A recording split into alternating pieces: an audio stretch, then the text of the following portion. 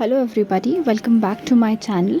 So this is part 2 of our series of constitution and here we'll be discussing about flexible and a rigid constitution.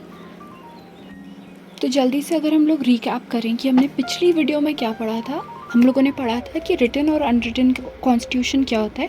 Written constitution एक form of book में होता है और unwritten constitution कहीं पर भी लिखा हुआ नहीं होता है एक बुक की सीरीज़ में, बट येस वो प्रिडिक्ट किया जा सकता है चार्टर्स के थ्रू, कन्वेंशंस के थ्रू, लॉज के थ्रू, जजमेंट्स के through.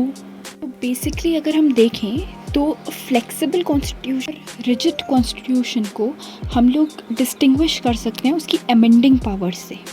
Now that I see there might be a question that what does amend means. Amend means to change something, to slightly bring a change in order to make it better. Amendment in India is mentioned in Article 368 of the Constitution, and the bill for this purpose should be introduced in either houses of the Parliament. So now that we were studying about what the flexible constitution is, हमें ये पता चला कि उसमें amendment बहुत easily हो जाते हैं. But do you know which country is actually a flexible constitution? It is Britain. Okay, now that we see the merits of the flexible constitution, the first one is a major merit of the flexible constitution is its ability to change easily in accordance with the changes in social and political environment of the society and state. Second is it is very helpful in meeting emergencies because it can be easily amended. It enables the government to undertake all steps demand essential for the meeting the situation created by the emergency. इसका मतलब ये है कि during emergency, when the state is under the proclamation of emergency, अगर constitution में कोई changes लाने हैं तो फ्लेक्सिबल कॉन्स्टिट्यूशन में आराम से चेंजेस आ सकते हैं, whereas अगर वो रिजिड कॉन्स्टिट्यूशन होगा तो उसके प्रोविजंस चेंज करने में प्रॉब्लम आएगी. Thirdly, because of its dynamic nature, there are less opportunities for revolt in the state. The constitution has the ability to keep pace with the changing time and in accordance with the changes in public opinion. Britain has been free from violent revolt also because of the flexible nature of its constitution.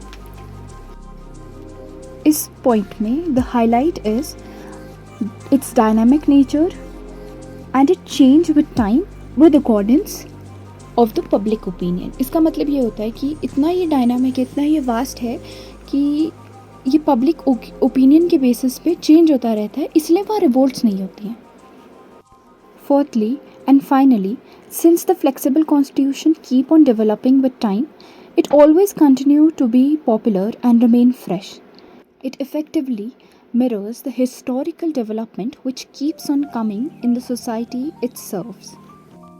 Since the constitution is flexible, वो अपनी historical development के basis में grow करता रहता है और time के साथ develop करता है.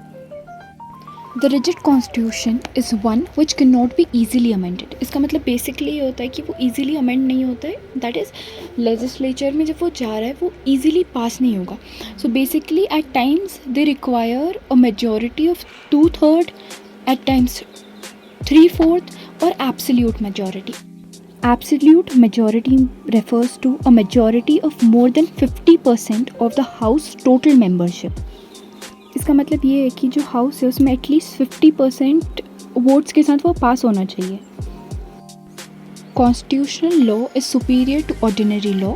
If the ordinary law is in conflict with the constitutional law, it is rejected as ultra vires by the court and it can not remain operative.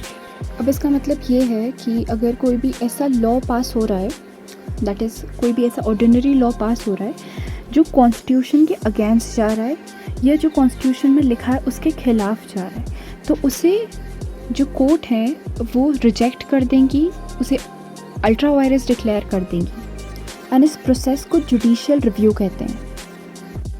The US Constitution has been a very rigid constitution. It has got only 27 amendments during the past 220 years of its life. The Constitution of Switzerland and Russia are also rigid constitutions. Now we'll see the merits of the rigid constitution. First, a rigid constitution is a source of stability in administration. इसका मतलब ये है कि अगर rigid constitution होगा तो एक administrator को पता होगा कि उसे काम क्या करना है. Secondly, it maintains continuity in administration.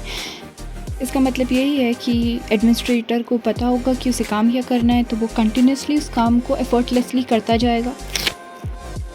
Thirdly, and I believe it is the most important, it cannot become a tool in the hand of the party exercising the power of the state at a particular time. This means कि एक नई party आ रही है तो वो ऐसा नहीं है कि अपने अकॉर्डिंग लॉ को चेंज कर देगी. They need to maintain that authority to work under the constitution that they are given. Fourthly, it prevents autocratic exercise of power by the government. Fifth and finally, a rigid constitution is ideal for a federation.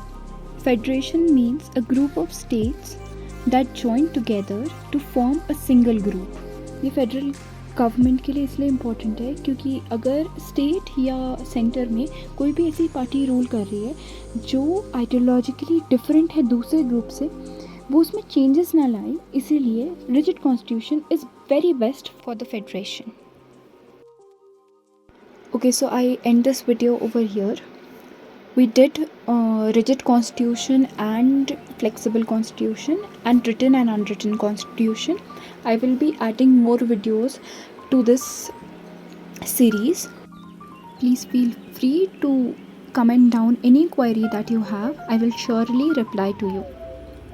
Hope so you like watching this video, and if you do, please do like, share and subscribe to my channel. Thank you.